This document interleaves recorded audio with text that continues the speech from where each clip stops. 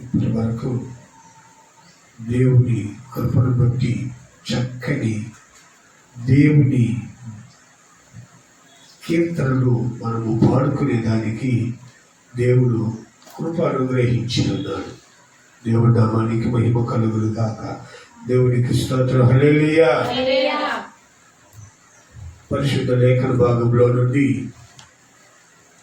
ఒక వాక్యాన్ని చదువుకొని ఆ వాక్యాన్ని మనము ధ్యానం చేసుకుందాం. చదవండి. సంఖ్యాకాండము 14వ అధ్యాయము 8వ వాక్యంలో ఒకసారి మనము చదువుకుందాం. సంఖ్యాకాండము 14వ అధ్యాయము 8వ వాక్యం. యెహోవా మన యందు ఆనందించిన ఎడల ఆ దేశములో మనలను చేర్చి దానిని మనకిచ్చును. అది పాలు తేనెలు ప్రవహించు దేశము. మెత్తకు మీరు యెహోవా యందు తిరగబడకుడి. ఆ దేశ ప్రజలకు భయపడకుడి. వారు మనకు సమస్తమైన పరిస్థితులను సమకూర్చే వారంటారు. అయితే ఆ ప్రారంభంలో మన చదవని 8వ వాక్యాన్ని యెహోవా అని, యెహోవా మన యందు ఆనందించిన ఎడల. దేవునికి స్తోత్రం. హల్లెలూయా. యెహోవా మన యందు ఆనందించిన ఎడల ఆ మంచి దేశానికి, పాలు తేనెలు ప్రవహించు దేశానికి మనల్ని నడిపిస్తాడు. అయితే వీళ్ళేమో ఆయనను దుఃఖపెడుతున్నారని బైబిల్లో ఉంది. ఈయన చెప్తున్నాడు, మన యందు ఆయన ఆనందించిన ఎడల ఆ పాలు తేనెలు ప్రవహించు దేశానికి మనల్ని తీసుకొని వెళతాడు. ఆయన మన యందు ఆనందించాలంటే మనం ఏం చేయాలి? ఆనందిస్తే పాలు తేనెలు ప్రవహించు దేశానికి తీసుకొని వెళ్తాడు. ఆనందించాలంటే మనం ఏం చేయాలి? బైబిల్ గ్రంథంలో రకరకాల ఆనందాలు, సంతోషాలు, దేవుని యందు ఆనందించిన వారు, దేవుని యందు సంతోషించిన వారు చాలా ఉన్నాయి. కొన్ని విషయాలు మనం తెలుసుకుందాం. ఎందుకంటే దేవుని యొక్క ఆనందము ఎలాగ ఉంటుందో మనం ముందు తెలుసుకోవాలి. పౌలు గారు అంటాడు ఫిలిప్పీ పత్రికలో, ఆనందించండి అని మరలా చెబుతున్నాను, ఆనందించండి. ఆ మాట చదవండి. ఫిలిప్పీ పత్రిక 4వ అధ్యాయము 3వ వాక్యంలో ఉంటుంది. ఫిలిప్పీ పత్రిక 4వ అధ్యాయము 4వ వాక్యం చదవండి.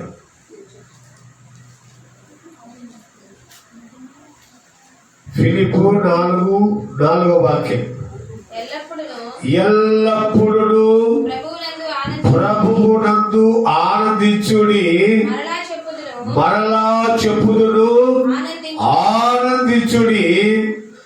మీ సహవాసము సకల జనులకు తెలియపడనీయుడి. ప్రభువు సమీపముగా ఉన్నాడు. దేవునికి స్తోత్రం. హల్లెలూయా. అక్కడేమో మన యందు ఆయన ఆనందించిన ఎడల పాలు తేనెలు ప్రవహించు ఆ ఉన్నతమైన ఆ పరిశుద్ధ పట్టణము, నూతన యెరూషలేము పట్టణము మనల్ని నడిపిస్తాడు, తీసుకొని వెళతాడు. అక్కడ ఏముంటుందంటే నిత్య సంతోషము, ఆనందము ఉంటుంది. అక్కడ దుఃఖము, వేదన, రోదన ఉండదు. ఎందుకంటే అది సమృద్ధి కలిగిన దేశము. యెరూషలేము పట్టణము ఆయన అప్పుడే చెప్తాడు, పాలు తేనెలు ప్రవహించు దేశం అంట. గమనించండి, అన్ని పదార్థాల్లో కల్లా శ్రేష్టమైన పదార్థాలు ఏదైనా ఉన్నాయి అంటే మొదటిగా పాలు అశ్రేష్టమైనది. రెండవది తేనె, చాలా మధురంగా ఉంటాడు. అయితే దేవుడు చెప్తున్నాడు, మీరు అశ్రేష్టమైన పదార్థాలు అనుభవించేటువంటి ఆ దేశంలోనికి మీరు నడిపించాలంటే దేవుడు మిమ్మల్ని ఆయన ఆనందింపచేయండి. ఆయన ఏం చేస్తే ఆనందిస్తాడు. అప్పట్లో పొట్టేళ్లను, మేకలను, పావురాయలను, పెద్ద పెద్ద జీవాలను భరించేవారు ఆయన సంతోషపడేదానికి. ఆయన అంటాడు, బలి అర్పణ నేను కోరను, నాకు ఈ సంతోషము కాదు. ఆ భోగ జీవాలను మీరు బలించటము అది నాకు సంతోషమని మీరు అనుకుంటున్నారు, అది నాకు సంతోషము కాదు. మరి నిత్యమైన సంతోషం ఎక్కడ? ఏమి చేస్తే ఆయన సంతోషపడతాడు? ఆయన ఆనందిస్తే, మన యందు ఆయన ఆనందిస్తే యెరూషలేము పట్టణంలోకి తీసుకెళ్తాడు. మనం ఆయన చెప్పిన మాటలు విని ఆయన కట్టడ, ఆయన ఆజ్ఞలో నడిస్తే మనల్ని నూతన సీయోను, నూతన యెరూషలేము పట్టణానికి తీసుకెళ్తాడు అంటున్నారు. ఆయన ఆనందించాలంటే మనము ఏం చెయ్యాలా? పౌలు గారు అంటాడు, నేను చెప్తున్నాను మీరు ఆనందించండి. ఉట్టిగా ఆనందించమంటే ఎలాగా? ఆనందించేదానికి ఒక కారణం ఉండాలి, ఒక సందర్భం ఉండాలి. ఆనందించు అంటే అందుకే లూకా సువార్త 2వ అధ్యాయంలో యోహాను పుట్టుక గురించి, ఈయన పుట్టినందువలన అనేకులు ఆనందిస్తారు అని రాయబడింది. అనేకులు ఆనందిస్తారంట. ఆయన పుట్టుకకు జనులందరి ఆరోగ్యానికి లేదా ఆనందానికి సందర్భం ఏంటి? యోహాను పుట్టుక అనేకులకు ఆనందం అంట. ఆయన పుట్టినందువలన అనేకులు ఆనందిస్తారు. ఉందా మాట బైబిల్లో? లేదా లోక సువార్తలో చదువు. లోక సువార్త చదవండి. దావీదు పట్టణమందు కాదు, యోహాను పుట్టుక. 2వ అధ్యాయము. బైబిల్ కావట్లేదు ఈసయ్యా.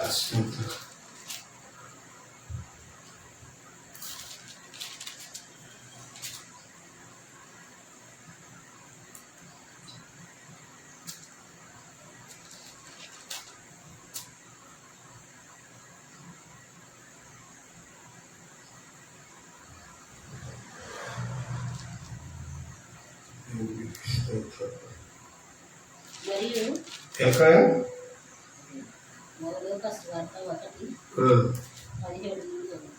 17 చదువు. మరియు అతడు తండ్రుల హృదయములను పిల్లల తట్టుకును, అవేదీయులను హృదయాలను పిల్లల తట్టునకును, అవిధేయుల జ్ఞానం అనుసరించుటకు త్రిప్పి. 17 లాస్ట్ చదవరు. అతడు పుట్టినందుకు అనేకులు సంతోషించురనెను. 17 లాస్ట్ లో ఉంటుంది ఆ మాట.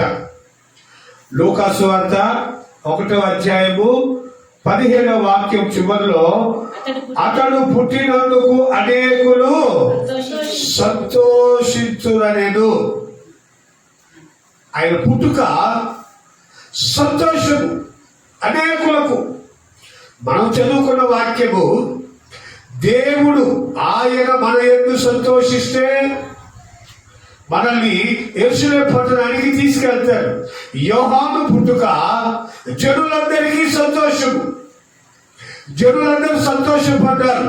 కారణం ఏంటంటే ఆయనలో నుండి ఈ బాప్తిస్మం అనేటువంటి ఈ ప్రాముఖ్యమైన ఈ ఘట్టము బయటకు వచ్చింది. అంతకుముందు ఎవ్వరు బాప్తిస్మం పొంది ఉండలేదు.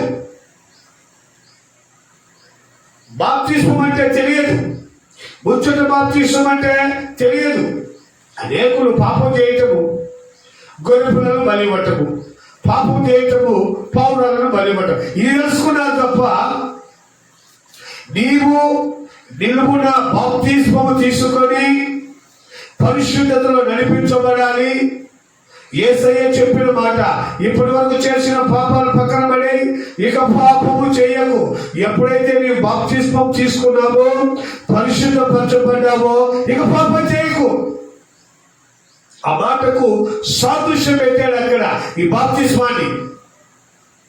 ఈయన పుడితే ప్రజలందరూ సంతోషపడ్డారు. అయితే యేసయ్య పుడితే ఆయన సంతోషపడ్డాడట. యేసయ్య పుడితే ఆయన సంతోషపడ్డాడు. ఈయన నా ప్రియ కుమారుడు, ఈయన యందు నేను ఆనందిస్తున్నా. ఉందన్నమాట. లూకాసు వార్త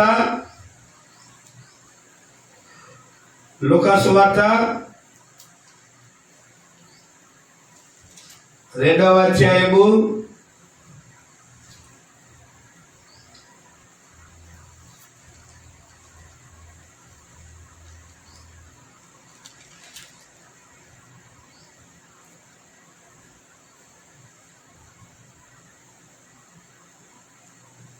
3:22 వాక్యం. పరిశుద్ధాత్మ శారీరాకారముగా పావురం వీలే ఆయన మీదికి దిగి వచ్చెను. అప్పుడు నీవు నా ప్రియ కుమారుడవు, నీ యందు నేను ఆనందించుచున్నానని శబ్దము ఆకాశము నుండి వచ్చెను. దేవునికి స్తోత్రం. హల్లెలూయా, హల్లెలూయా. చూడండి, ఆయన పుట్టుక తండ్రి అయిన దేవునికి సంతోషము. ఈయన నా ప్రియ కుమారుడు, ఈయన యందు నేను ఆనందించుచున్నాను. ఎక్కడ కోరుకున్నాడు ఈ ఆనందాన్ని? ఆయన మన యందు ఆనందించిన ఎడలా యెరూషలేము, నూతన యెరూషలేము పట్టణము పాలు తేనెలు ప్రవహించు కనాను దేశానికి తీసుకొని వెళతానన్నాడు. అప్పటి నుంచి దేవుడు ఎదురు చూస్తా ఉన్నాడు. ఆయనను ఆనందింప చేసేవారు ఎవరైనా ఉన్నారా అని ఆది కాలంలో నుంచి, సంఖ్యాకాండ ప్రారంభం నుంచి ఆయనను ఆనందింపజేసే వ్యక్తి ఎవరు? దేవాది దేవుణ్ణి ఆనందింపజేసే వ్యక్తి ఎవరు? ఎదుగుతా ఉన్నాడు. ఎంత వెతికినా ఆయన ఆనందింపజేసే వాళ్ళు కరువైపోయారు. ఆయన్ను ఆనందింప చేయాలంటే ఈ బలి అర్పణ ద్వారా ఆయన ఆనందించలేదు. మరి ఎలాగ ఆనందిస్తున్నాడంటే ఈ బాప్తిస్మము తీసుకొని ఇక పాపము చేయకుండా పరిశుద్ధాత్మ ద్వారా నడిపించబడితే అందుకు ఆయన కుమారుని చూసి ఆనందపడుతున్నాడు. ఆనందం అక్కడ ఉంది తండ్రి అయిన దేవునికి. మరి ఆనందింపజేసే వాళ్ళు బైబిల్ గ్రంథంలో ఎక్కడ ఆయన ఆనందింప చేసినట్టుగా బైబిల్ గ్రంథంలో లేదు. కొంతమంది ఆనందింప చేయాలని ప్రయత్నం చేశారు కానీ ఆయనకు సంపూర్ణమైన సంతోషం కలగలేదు. ఆయన సాక్ష్యం నీకు బయటికి రాలేదు, నీ యందు నేను ఆనందిస్తున్నాను అని. ప్రభు అయిన యేసు ప్రభువుల వారి ద్వారా, కుమారుడైన క్రీస్తు ద్వారా ఆనందము ఆయన అనుభవించినట్టుగా రాయబడి ఉంది. ఒకసారి చదవండి నెహెమ్యా గ్రంథము.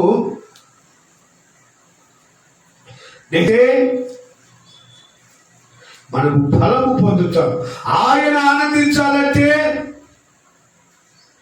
మనము ఆనందించాలంటేనేమో యెహోవా యందు ఆనందిస్తే మీరు బలము పొందుతారు.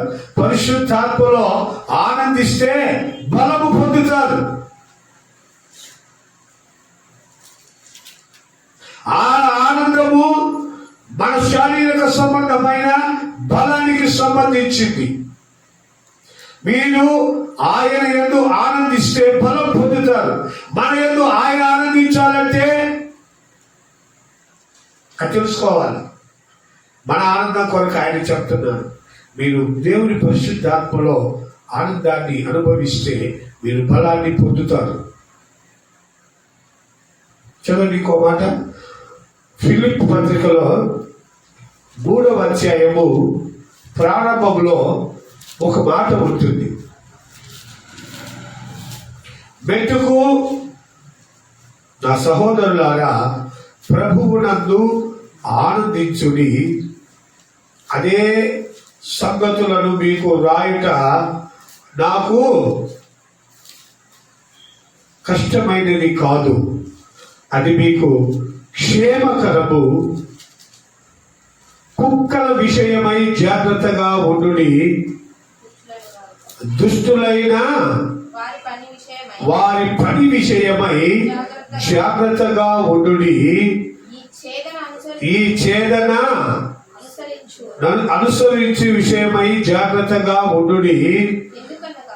ఎందుకనగా శరీరము అస్పదము చేసుకొనక దేవుని యొక్క ఆత్మ వలన ఆరాధించుచు క్రీస్తు యేసునందు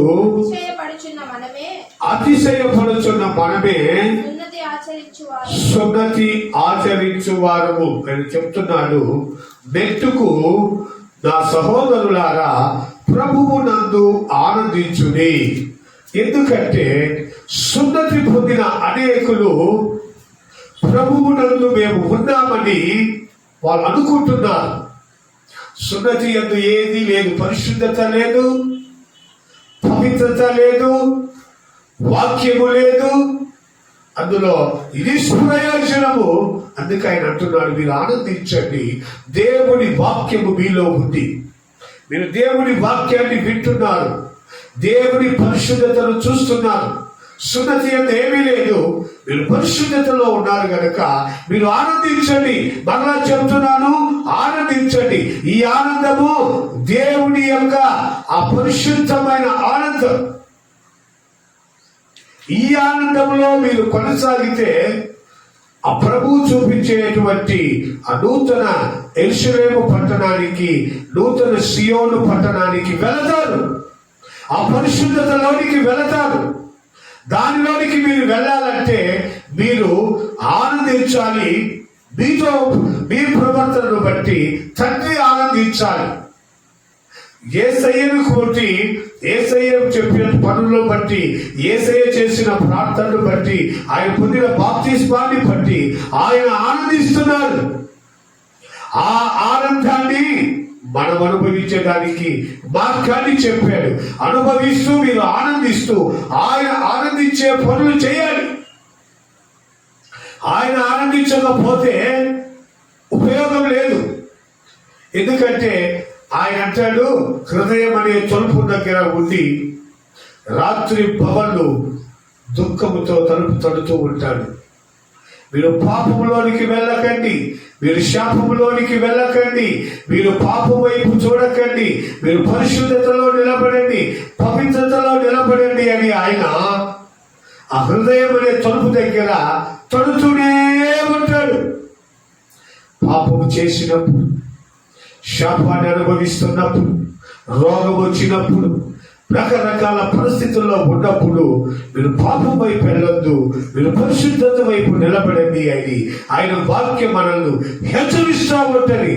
కారణం, నేను పరిశుద్ధుడని గనక మీరును పరిశుద్ధులై ఉండండి. అది ఆయన ఆశ. ఆ పరిశుద్ధతను నేర్పిస్తాడు. మీరు ఆనందంగా ఉండండి, ఎప్పుడు దుఃఖముఖులై ఉండకండి, ఏడుస్తూ ఉండకండి, ఏడు ముఖాలు పెట్టుకోకండి. కారణం, ఆయన మనకు తోడుగా ఉన్నాడు. మనల్ని ఆనందింప చేసే దేవుడు. ఆయన అంటున్నాడు, మీరు పరిశుద్ధాత్మ యందలి ఆనందము పొందితే మీరు ఆనందంగా ఉంటారు. ఆ పరిశుద్ధాత్మ యందలి ఆనందం వలన మీరు బలము పొందుతారు. ఉసురుమాట ఉండరు. దేవుణ్ణి ప్రార్థించుకునే మీరు శక్తిమంతులై ఉంటారు. అందుకే ఆయన చెప్తున్నాడు, ఈ ఆనందము, ఈ నిత్యమైన ఆనందము ఎక్కడ ఉంది? ఒకసారి చదవండి. మొదటి దశలోనిలకు రాసిన పత్రిక 1వ అధ్యాయము 6వ వాక్యంలో ఉంటుంది ఒక మాట. దశలోనిలకు రాసిన మొదటి గ్రంథంలో పరిశుద్ధాత్మ వలన కలుగు ఆనందముతో గొప్ప ఉపద్రవమందు మీరు వాక్యమును అంగీకరించి మిమ్మును ప్రభువును పోలి నడుచుకొను వారైతిరి. దేవునికి స్తోత్రం. హల్లెలూయా, హల్లెలూయా. ఆనందము, పరిశుద్ధాత్మను మీరు పొందుకున్న మీరు ప్రభువును పోలి నడుచుకొనిన వారైతిరి. ప్రభు ఎవరిని పోలి నడుచుకున్నారు? యోహానిచ్చు బాప్తిస్మము పొందుకొని సాతాను జయించి ఉపవాస దీక్ష చేసి పాపం వైపు చూడకుండా, పాపం విషయాలు మాట్లాడకుండా, పాపం వైపు కన్నెత్తి చూడకుండా, సాతాను చూపించే ఆశను ఆశించకుండా, చూడండి, బరబ్బా వచ్చి మన రాజ్య స్థాపన తేలికగా అవుతుంది. బరబ్బా చెప్పిన మాట, నా దగ్గరేమో కత్తి ఉంది, నీ దగ్గరేమో కరుణ ఉంది. గమనించండి, నా చేతిలో కత్తి ఉంది, నీ దగ్గర కరుణ ఉంది. మన ఇద్దరు ఏకమైతే ఈ రాజ్యాన్ని జయించవచ్చు. ప్రజలు నీ దగ్గరికి తండోపతండాలుగా వస్తున్నారు. నేను నీకు తోడుగా ఉంటా, అండగా ఉంటాను, నువ్వు నాకు సహకరించు, మనం రాజ్య స్థాపన చేద్దాం అని ఆశ పెట్టాడు బందిపోటైనటువంటి బరబ్బా అనే మనిషి. ఆయన నడిచిన నడత చెప్తున్నాను మీకు. రాజ్యకాంక్ష కలిగిన వాడు, అధికార దాహం కలిగిన వాడు అయి ఉంటే అలాగా, సరే నువ్వు యుద్ధం చేయి, నేను మనుషులు తీసుకొస్తాను. చూడండి, రకరకాల ఆశలు యేసయ్యను చూపించిన వారు లేకపోలేదు. తండ్రి ఆయన ఎందుకు ఆనందించాడంటే ఎన్నో రకాల ఆశలు యేసయ్యకు చూపించారు. సాతానేమో పర్వత శిఖరం మీద కూర్చుండబెట్టి ఈ రాజ్యములో ఉన్న సుఖభోగాలన్నీ నా హస్తగతంలో ఉన్నవి, నీవు నాకు సాష్టాంగ నమస్కారం చేస్తే అవన్నీ నీకు ఇస్తాను. ఇదొక రకమైన ఆశ, శారీరాశ, నేత్రాశ చూపిస్తా ఉంది. రాళ్ళను రొట్టెలు చేసుకొని తిను, పర్వతం మీద నుంచి దూకు, దేవతలను పట్టుకుంటారు. రకరకాలుగా శోధించాడు. యేసయ్య ఏ శోధనకు భయపడలేదు, ఏ శోధనకు అంగీకరించబడలేదు. దేవునికి విరోధమైన ఏ మాటను ఆయన మనసులోని కూడా రానివ్వలేదు. నేను నా తండ్రి కొరకు వచ్చాను, నా తండ్రి చిత్తము నెరవేర్చే దాని కొరకు నేను వచ్చాను. ఆ తండ్రి చిత్తాన్ని సంపూర్ణంగా నెరవేరుస్తాను తప్ప సాతాను నీవనుకున్నవేది నెరవేర్చబడదు. సాతాను వెళ్ళిపోతే బరబ్బా వచ్చాడు. బరబ్బా వచ్చి నువ్వు రాజువు, నేను రాజును చేస్తాను, నా చేతిలో కత్తి ఉంది, ఎంతైనా యుద్ధ వీరుణ్ణి రకరకాలుగా శోధించాడు. యేసయ్య మాటకు అంగీకరించలేదు. బరబ్బాతో యేసయ్య అన్న మాట ఏంటంటే తెలుసా? బరబ్బా, అవసరమైతే నీ కొరకు నా ప్రాణాన్ని ఇస్తానే తప్ప నీ మాటను నేను సమ్మతించను. దేవునికి స్తోత్రం. హల్లెలూయా, హల్లెలూయా. మనోళ్ళు కర్ణామయ సినిమా చూసుంటారు. బరబ్బా సొక్క కప్పుకొని ప్రభు ప్రభు అని కేకలు వేసుకుంటూ వస్తాడు. ఎందుకు అనేది చాలా మందికి తెలియదు. ఆ రోజు చెప్పాడు యేసు ప్రభుల వారు, అవసరమైతే నీ కొరకు నా ప్రాణాన్ని పణంగా పెడతాడు. పిలాతు అడిగాడు, ఏమని? నేను ఈ పస్కన్ పండుగకు ఒక ఖైదీని విడుదల చేసే అధికారం మాకుంది. కాబట్టి నేను ఈ యేసయ్యను విడుదల చేస్తాను అని అంటే ఈ ప్రజలు అన్నారు, వద్దు, యేసు ప్రభువును సిలువ వేయకుండా విడుదల చేయొద్దు. మరి ఒకరు విడుదల చేయాలి కదా. మేము ఆల్రెడీ బరబ్బా కాక ఇంకా 2 దొంగలు ఉన్నారు. మరి వాళ్ళిద్దరిని విడుదల చేయమని అడగలేదు, బరబ్బానే విడుదల చేయమని అడిగారు. ఎందుకంటే యేసయ్య నోటిలో నుంచి వచ్చిన మాట నెరవేర్చబడాలి. దేవునికి స్తోత్రం, హల్లెలూయా. ఆయన నోటిలో నుంచి వచ్చిన మాట ఏది నిరర్థకము కాదు. ఆయన నోటి నుండి వచ్చిన మాట ఏంటంటే, అవసరమైతే నీ కొరకు నా ప్రాణాన్ని పణంగా పెడతాను, కానీ నీ మాట నేను సహించను. నా తండ్రికి విరోధమైన క్రియ నేనేది చేయను. నా తండ్రికి ఇష్టం లేని పని నేనేది చేయను. నా రాజ్యము వేరు, ఈ పాపము రాజ్యం నాది కాదు. నా రాజ్యము ప్రేమ కుమారుని రాజ్యము, యుగ యుగములు ఉండే రాజ్యము, సమస్తము న్యాయ పరిపాలన కలిగిన రాజ్యము. మేకపిల్ల సింహము ఒక చోట గడ్డి మేస్తాయి, పసిపిల్లలు బిన్నాగుల పుట్టల మీద ఆడుకుంటారు. అక్కడ ఎవరికి ఎవరు ఏ హాని చేయరు. అది ప్రేమ కుమార, ఆ రాజ్యానికి నేను రాజును. అది అంతము లేని రాజ్యము, యుగ యుగములు ఉండే రాజ్యము. ఆ రాజ్యము కొరకు నేను వచ్చాను. ఆయన నువ్వు అనుకుంటున్నావు ఈ రాజ్యము ఈ రాజు అని. ఈ రాజ్యం అక్కర్లేదు నాకు. నా తండ్రి చిత్తము సంపూర్ణంగా నెరవేర్చే దాని కొరకు నేను ఈ లోకానికి వచ్చాను. అందుకు తండ్రి ఆనందిస్తున్నాడు యేసయ్యను గూర్చి. ఆయన చెబుతున్న మాట, మీరు పరిశుద్ధాత్మ యందలి ఆనందాన్ని పొందండి. ఆ పరిశుద్ధాత్మ యందలి ఆనందం పొందితే మీరు బలము పొందుతారు. మీరు బలపరచబడితే ఈ లోకం వైపు, ఈ లోక ఆశల వైపు, ఈ శాపగ్రస్తమైనది ఏది మీరు ఆశించరు. పరిశుద్ధాత్మ పూర్ణుడు కాబట్టి యేసు ప్రభుల వారు బాప్తిస్మం తీసుకున్న వెంటనే పరిశుద్ధాత్మ ద్వారా అరణ్యంలోనికి కొనిపోబడి 40 రాత్రి పగళ్ళు ఆయన ప్రార్థన చేసి సాతాను చేత శోధించబడి సువర్ణములాగా లోకములోనికి వచ్చి సువార్తను ప్రకటించాడు. దేవునికి స్తోత్రం, హల్లెలూయా, హల్లెలూయా. అందుకు తండ్రి ఆయన ఎంతో ఆనందిస్తున్నాడు. ఆయన చెప్తున్నాడు, ఆయన మార్గంలో నడిచిన పౌలు గారు చెప్తున్నాడు, మీరు పరిశుద్ధాత్మ యందు ఆనందించితే మీరు బలాన్ని పొందుతారు. మీరు బలము పొందితే, మీరు పరిశుద్ధాత్మ ద్వారా నడిపించబడితే పాపము చెయ్యజాలరు. పరిశుద్ధ మార్గాల్లో నడిపించబడతారు. ఆ పరిశుద్ధ మార్గాల్లో మీరు నడిపించబడితే అప్పుడు మీరు తండ్రిని సంతోషపెట్టేవారిగా ఉంటారు. ఆ తండ్రి సంతోషాన్ని మీరు అనుభవిస్తారు.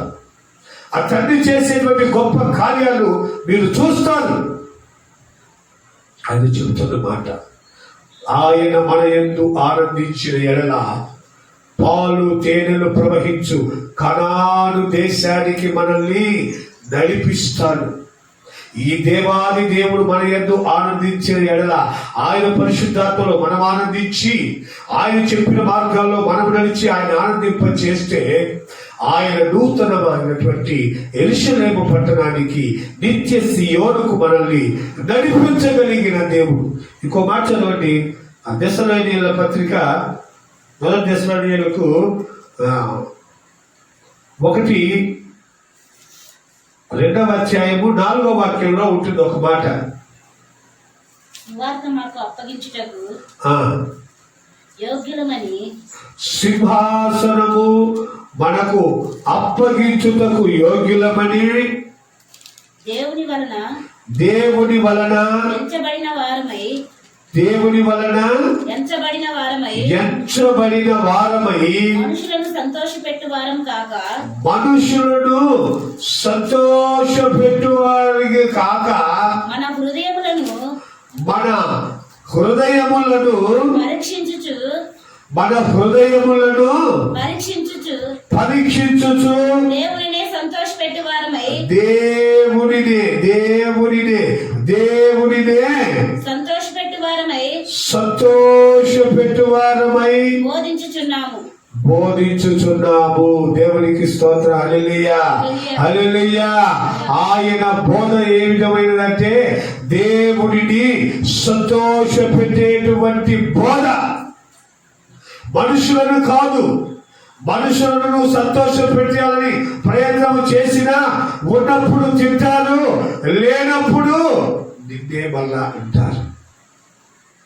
ఉన్నప్పుడు తినేది వాళ్ళే, లేనప్పుడు అనేది కూడా వాళ్ళే. అయితే మనుషులను మనము సంతోష పెట్టాలంటే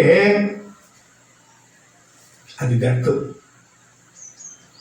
ఎందుకంటే మనుషుల యొక్క సంతోషము వారికి ఆక్షరానికే. అయితే ఆయన చెప్తున్నాడు, మనము దేవుణ్ణి సంతోష పెట్టే వారిగా ఉన్న. చదవండి మళ్ళీ 2:4 ఒకసారి చదవండి. మన చదవండి వాక్యం. సువార్తను మాకు అప్పగించుటకు యోగ్యులమని దేవుని వలన ఎంచబడిన వారమై మనుషులను సంతోషపెట్టు వారం కాక, అది మనుషులను సంతోషపెట్టు వారిని కాక మన హృదయములను పరీక్షించుచు దేవునినే సంతోషపెట్టు వారిగా బోధించుచున్నాము. దేవునికి స్తోత్ర. హల్లెలూయా, హల్లెలూయా. ఇది మనుషులను సంతోషపెట్టే బోధ కాదు, ఇది మనిషిని సంతోషపెట్టే బోధ కాదు. దేవుడిని సంతోషపెట్టే బాధ. దేవుడిని సంతోషపెట్టేటువంటి ఈ బోధలో మనుషులు ఏమన్నా అనుకోని ఇదేదో కొత్త బోధగా ఉందమ్మా, కాదు. ఇది బైబిల్లో ఉన్నట్టుగా, బైబిల్లో ఏ వచనము పొల్లు సున్నైనలు తప్పిపోకుండా పరిశుద్ధతను గురించి బోధించేటువంటి బోధ. ఈ బోధ యందు తండ్రి ఆనందించాలి. ఈ బోధ యందు దేవాది దేవుడు ఆనందించాలి. ఈ పరిశుద్ధాత్మ ఆనందంలో మనం ఎప్పుడు కూడా ఆయన ఆనందింప చేసేటువంటి మార్గాల్లోనే ప్రయాణం చేస్తూ ఉంటాం. కాబట్టి ప్రియమైన దేవుని బిడ్డలారా, ప్రభువు మన యందు ఆనందించినట్లయితే మనల్ని నూతన యెరూషలేము పట్టణానికి తీసుకుని వెళతాడు. ప్రభువు మన యందు ఆనందించకపోతే, ఆయన దుఃఖపరిచినట్లయితే ఆయనకు దూరస్థలమైపోతాము. ఆయనకు సమీపస్తులుగా ఉండలేము. ఆయనకు సమీపస్తులుగా ఉండాలంటే ఆయనను సంతోషింపచేయాలి. ఆయనను సంతోషింపచేయాలంటే పరిశుద్ధాత్మ యందు ఆనందించాలి, బాప్తిస్మము పొందాలి, ఆయన గురించిన బోధించాలి, ఆయన గురించి సువార్తను ప్రకటించాలి. ఆయనను గురించిన సువార్తను ప్రకటించేదానికి నడుము కట్టుకోవాలి. ఎవరికి చేతనైన మటుకు వాళ్ళు దేవుని ఈ పరిశుద్ధ గ్రంథాన్ని బోధించాలి. పరిశుద్ధ గ్రంథాన్ని బోధిస్తే అప్పుడు ఆ దీవెన మనం పొందుతాం. పాట పాడండి.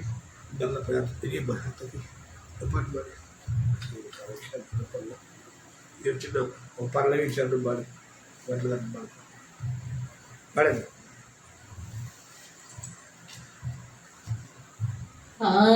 ఆనందింతు నీలో దేవా, అనుదినం నిన్ను స్తుతించుచు. ఆనందింతు నీలో దేవా, అనుదినం నిన్ను స్తుతించుచు.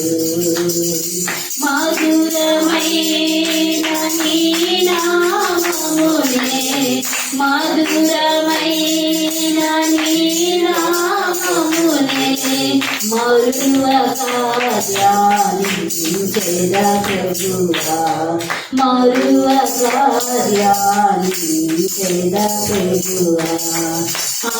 ఆనందింతు నీలో దేవా, అనుదినం నిన్ను స్తుతించుచు ఆత్మనాదా దృశ్య దేవా అఖిల చరాలకు ఆధారుండా ఆత్మనాదా దృశ్య దేవా అఖిల చరాలకు ఆధారుండా అనయము నిన్ను మది కొనియాడుచునే ఆనందింతు ఆశ తీరా అనయము నిన్ను మది కొనియాడుచునే ఆనందింతు ఆశ తీరా ఆనందింతు నీలో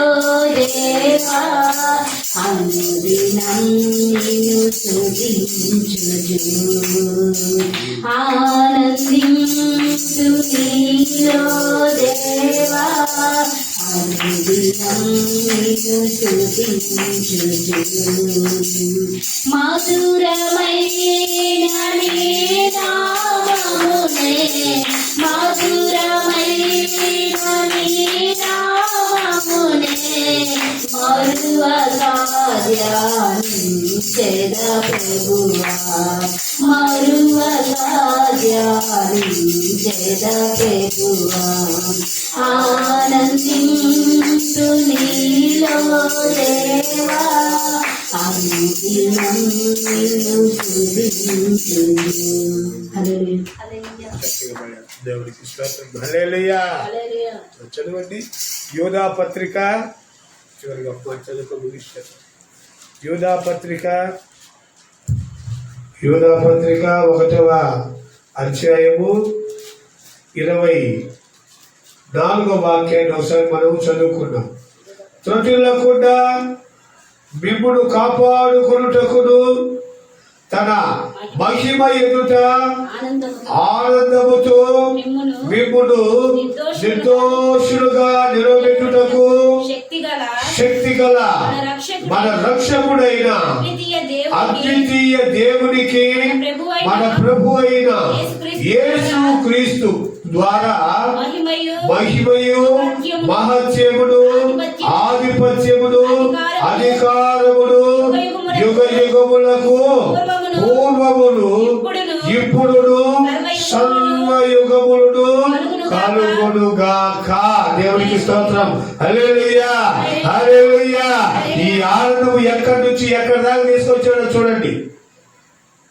సంఖ్యాకాండము ప్రారంభ దినాలలో ఆయన మన యందు ఆనందించిన ఎడల, మన ప్రభువు మన యందు ఆనందించిన ఎడల పాలు తేనెలు ప్రవహించు కనాను దేశానికి తీసుకొని వెళతాడు, నడిపిస్తాడు అని చెప్పిన దేవాది దేవుడు ఆయన ఆనందాన్ని అనేక పర్యాయములు నడిపిస్తూ నడిపిస్తూ నడిపిస్తూ నడిపిస్తూ అనేకులకు ఆయన యొక్క ఆనందాన్ని వెల్లడిపరుస్తూ ఇక్కడ తీసుకొచ్చే యూదా పత్రిక ఇక లాస్ట్ పత్రిక. తర్వాత ప్రవచన గ్రంథం అయినటువంటి ప్రకటన ఉంటాడు అవతల. ఇక అవతల ఏం రోజు ఆ చివరి చెప్తున్నాడు ఈ మాటలు. చూడండి ఎంత పరిశుద్ధాత్మ దేవుడు ఏ మాటను మరిచిపోకుండా, ఏ వాక్యాన్ని దాన్ని అలాగ వదిలిపడేయకుండా ప్రతి వాక్యాన్ని సంపూర్ణం చేసినటువంటి ప్రవచన వాక్కులు గమనించాం. దేవుడి వాక్యము ఎక్కడ అసంపూర్ణంగా వదిలిపెట్టడు దేవుడు. అది ఏమైంది అట్లా ఆగిపోయింది అని ఆపడు, దాన్ని సంపూర్ణం చేస్తున్నాడు. ఆయనేమో అక్కడ ఆనందిస్తే నడిపిస్తాడు అని చెప్పిన దేవుడు ఆ నడిపించటానికి ఆనందం ఎక్కడుంది అంటే మీరు పరిశుద్ధాత్మ ఆనందం వలన మీరు బలము పొందుతారు అని నెహెమ్యా గ్రంథంలో చెప్పిన దేవుడు లూకా సువార్తలో ఈయన పుట్టడం అనేకులకు ఆనందం అని చెప్పిన దేవుడు కుమారుని ద్వారా ఈయన యందు నేను ఆనందిస్తున్నాను, ఈయన మార్గమైన దేవుడు ఆయన నేనే మార్గమును సత్యమును జీవముని వాక్యముని దేవుడు సెలవించిన మాట ప్రకారము ఆయన యందు ఆనందిస్తున్నాడు తండ్రి. ఇంకా తండ్రి ఎక్కడ ఆనందించినట్టుగా బైబిల్లో కనపడలేదు మనకు. దావీదు నా హృదయానుసారుడు అన్నాడు. మోషేను నా ఇల్లంతటిలో నమ్మకస్తుడన్నాడు. యోబుడు ఊదు దేశమందు నీతిమంతుడని అన్నాడు. మీరు బాగా గమనిస్తే ఈయన యందు నేను ఆనందిస్తున్నాను అనే మాట బైబిల్ గ్రంథంలో ఎక్కడ రాసినట్టు కనపడలేదు. నేను ఆనందిస్తున్నాను. తండ్రి అయిన దేవుడు ఆనందాన్ని గురించి చెప్తున్నాడు. ఆయనలో ఆనందించాలంటే పరిశుద్ధాత్మ అంటే ఆనందంలో మీరు బలము పొందుతారని ఏమే కాదు. అంతేగాని మన ద్వారా తండ్రి ఆనందించే ఆ మాట ఎక్కడ కలపలేదు. తండ్రి ఆనందించే లేదు. సృష్టి ప్రారంభ దినాల్లో సృష్టిని ప్రారంభించినప్పుడు అది మంచిదైనట్టుగా ఉందన్నాడే తప్ప ఆనందించినట్టుగా లేదు. నరుని సృష్టించినప్పుడు ఇది బాగుందని ఆయన అనలేదు. గమనించండి, ఈ సృష్టి మనిషిని సృష్టించినందుకు ఆయన ఆనందమని కానీ బాగుందని కానీ ఆయన అన్నట్టుగా లేదు. కారణం ఆయన ఆనందం ఎక్కడ? ఇశ్రాయేలీయులను ఐగుప్తులో నుంచి నడిపిస్తే వాళ్ళు వచ్చి రకరకాల మాటలతో శోధించారు. ఆనందింపజేసిన వాళ్ళు లేరు. తండ్రిని ఆనందింపజేసిన వాళ్ళు లేరు.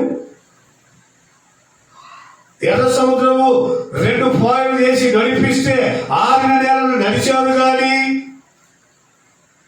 ఆయన ఆనందింపజేయలేదు, ఆయన స్తుతించలేదు, ఆయన గణపరచలేదు. మన్నాను కురిపించి రేయి పగలు వాళ్ళు పోషిస్తున్నాడు కానీ వారు తండ్రిని ఆనందింపచేయలేదు. ఆనందింపచేయకపోగా సరిగారు, గొడిగారు. ఐగుప్తులో మాకు సమాధులు లేవని ఈ అరణ్యంలో రాలిపోవడానికి తీసుకొచ్చారా అని భయంకరమైన మాటలతో తండ్రిని సరిగారే తప్ప తండ్రిని ఆనందింప చేయలేరు. వాళ్ళు మాంసం లేదని బతుకుంటుంటే పూరేరు పిట్టలను పంపిస్తే చిన్నారు కానీ ఆయన ఆనందింప చేయలేదు. చూడండి, ఆయన ఏర్పాటు చేసుకున్న ఆయన జనాంగము ఆయన ఆనందింప చేయలేదు. యాకోబు ప్రార్థనలో పోరాడే కానీ ఆయన ఆనందింపజేసినట్టుగా లేదు. నన్ను పోనీ నన్ను పోనీ నన్ను పోనీ అంటే నీవు నన్ను ఆశీర్వదిస్తేనే పంపిస్తానని పెనుగులాడే తప్ప ఆనందింపజేసి ఆశీర్వాదాన్ని పొందుకున్నట్టుగా లేదు ఎక్కడ బైబిల్లో. దేవుని మందిరాన్ని కట్టించిన సొలొమోను ద్వారా ఆనందపడ్డాడా అంటే మందిరాన్ని కట్టించాడు కానీ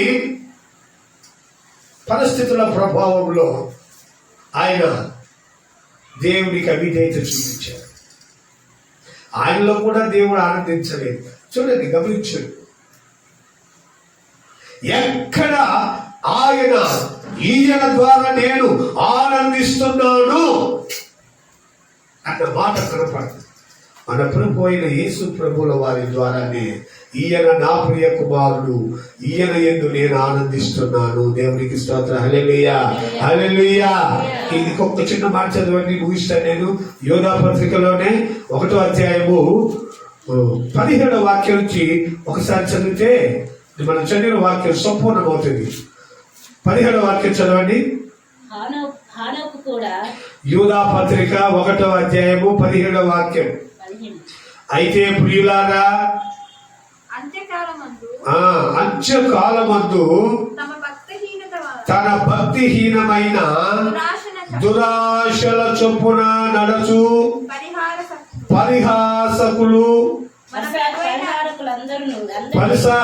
పరిహాసకులందరూ మన ప్రభు అయిన యేసు క్రీస్తు అపోస్తలులు పూర్వమందు మీతో చెప్పిన మాటలను జ్ఞాపకము చేసుకొనుడి. అట్టివారు ప్రకృతి సంబంధులు, ప్రకృతి సంబంధులు, ఆత్మ లేని వారు, ఆత్మ లేని వారయ్యుండి భేదములు కలుగ చేయుచును. ప్రియులారా, మీరు విశ్వసించు అతి పరిశుద్ధమైన దాని మీద మిమ్మును మీరు కట్టుకొనుచు పరిశుద్ధాత్మలో ప్రార్థన చేయుచు నిత్య జీవార్థమైన మన ప్రభువుకు యేసు క్రీస్తు కనికరము కొరకు కనిపెట్టుచు దేవుని ప్రేమలో నిలచునట్లు కాచుకొనియుండుడి. సందేహపడు వారి మీద కనికరము చూపుడి. అగ్నిలో నుండి లాగినట్టు కొందరిని రక్షించుడి. శరీర సంబంధమైన వారి అపవిత్ర ప్రవర్తనకు మీరు ఏమాత్రం ఒప్పుకొనక దానిని అసహించుకొందురు. భయముతోడు కొందరిని కరుణించుడి.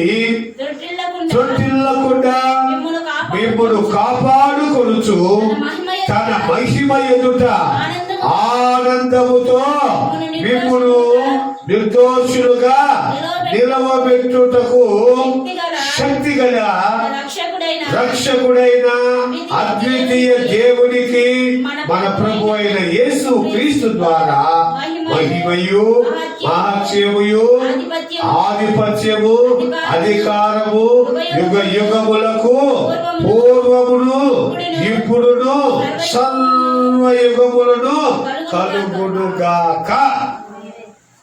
ఇంత దూరం చెప్పుకొచ్చారు. అదంతా చదివితే మీకు అర్థమవుతుందని అదంతా చదివించారు. కొందరేమో ఆత్మ లేని వారు ప్రకృతి సంబంధులై విభేదాలు పెట్టుకొని దేవుని కృపకు దూరమైపోతున్నారు. మనకు అవక్కర్లేదు.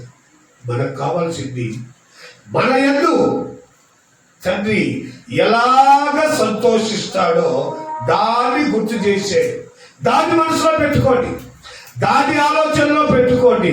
మన యందు తండ్రి దుఃఖపడకూడదు, మన యందు తండ్రి ఆనందించాలి. ఆ ఆనందానికి ఏది అవసరము, ఏ మాట అవసరము, ఏ ప్రవర్తన అవసరము, తండ్రి మనలో ఆనందించాలంటే మనం ఎలాగ జీవించాలి, ఎలాగ బ్రతకాలి, ఎలాగ బ్రతికితే తండ్రి ఆనందిస్తాడు. తండ్రి దుఃఖానికి కారణం అవుదామా, తండ్రి ఆనందానికి కారణం అవుదామా? ఆయన ఆనందిస్తే నూతన యెరూషలేము, ఆయన ఆనందిస్తే నిత్య సియోను, ఆయన ఆనందిస్తే నరకం తప్పించుకుంటాం, ఆయన ఆనందిస్తే పరిశుద్ధమైన జీవితాన్ని జీవిస్తాం, ఆయన ఆనందిస్తే పవిత్రతలో కొనసాగుతాం, ఆయన ఆనందిస్తే కుమారుడైన క్రీస్తు మార్గంలో నడుస్తాం. ఆయన ఆనందింప చేస్తే నిత్య యెరూషలేము పట్టణములో ఇక రాసేను యుగ యుగములు సర్వకాలము సదాకాలము ఆయనతో కూడా ఉంటాం.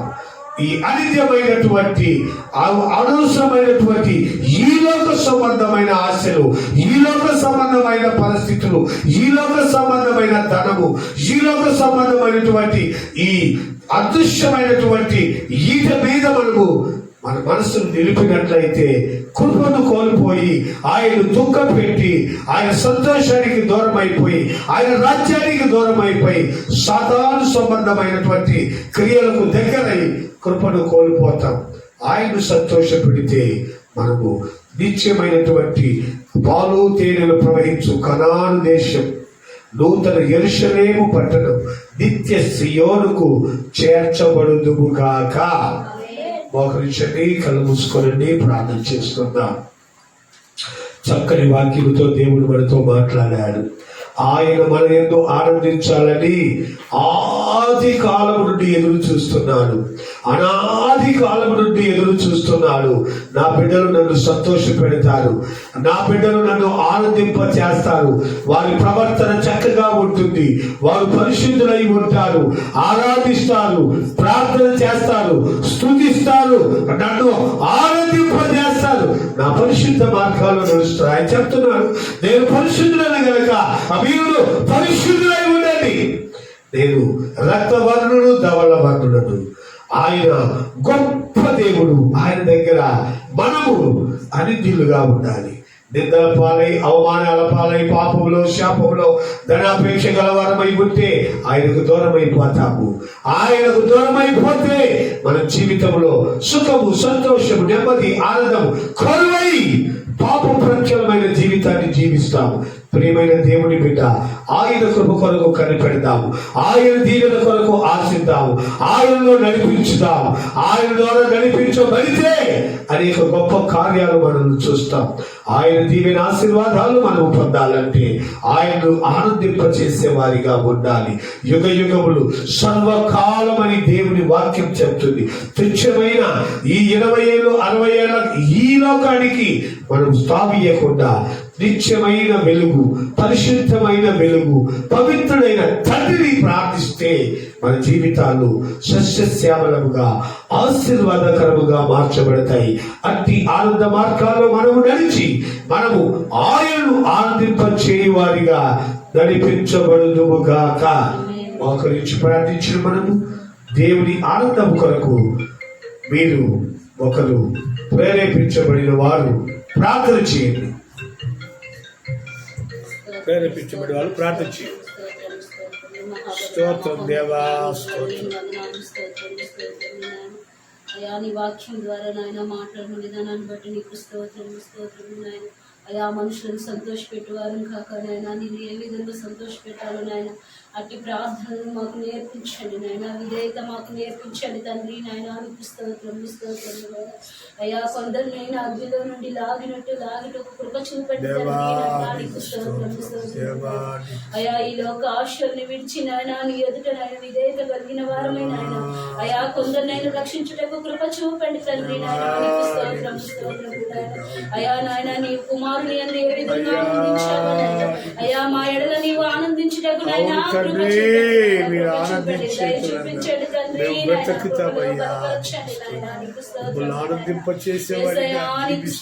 స్తోత్రములు నాయన. అయా ప్రార్థించిన విధంగా నాయన చర్చిని నాయన నీవు నాయన సమస్తం సమకూర్చి జరిగించినందుకు నీకు స్తోత్రములు నాయన. యేసయ్యా ఆటంకాలను దూరపరిచావు నాయన. అయా కృంగిన వేళలో నాయన మమ్మల్ని నాయన ఆదరించిన తండ్రివి నాయన. నీకు స్తోత్రములు నాయన. అయా కృప చూపించండి నాయన. అనేక బిడ్డలు నాయన నూతన ఆత్మలతో నాయన నీ మందిరంలో నింపండి తండ్రి నాయన. నీకు స్తోత్రములు నాయన. అయ్యా నిన్ను ఆనందపరిచే బిడ్డలుగా మమ్మల్ని నాయన స్థిరపరచండి తండ్రి నాయన. నీకు స్తోత్రములు నాయన. అయ్యా ఇక మాలో దోషాలు ఉంటే నాయన దయతో క్షమించండి తండ్రి నాయన. అయ్యా వినయం కలిగిన మనసు, విధేయత కలిగిన మనసు మాకు అనుగ్రహించండి తండ్రి నాయన. నీకు స్తోత్రములు నాయన. అయ్యా కూడి వచ్చిన ప్రతి బిడ్డతో నువ్వు మాట్లాడండి తండ్రి నాయన. అయ్యా నిన్ను ఆనందించే బిడ్డలుగా, నిన్ను ఆనందపరిచే బిడ్డలుగా నాయన బిడ్డల మనసును స్థిరపరచండి నాయన. నీకు స్తోత్రములు నాయన. కృపలో బలపరచండి నాయన. ఆత్మీయ జీవితంలో స్థిరపరచండి తండ్రి నాయన. నీకు స్తోత్రములు నాయన.